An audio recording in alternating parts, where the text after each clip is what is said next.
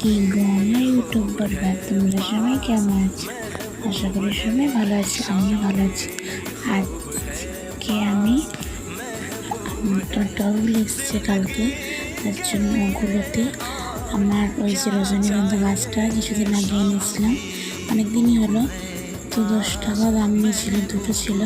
একটা মাটিতে লাগিয়েছি, ওটা মারা যাচ্ছিল তাই, আর একটা ছিল, ওটাকে আমরা এই নতুন টবগুলোতে লাগালাম, হয়ে যাবে অবশ্যই। আর আটাতে আমি মাটি নিয়েছি আর গোবর সার আর কিছু নিইনি, শুধু ওটা দুটো মিক্সড ছিল। তারপর ওটাকে আগে থেকে মিক্সড করা শুকানো ছিল, সেগুলো দিয়ে লাগালাম। তারপর লাগিয়ে পরে পানি দিয়ে দিলাম যাতে গাছটা লেগেছে।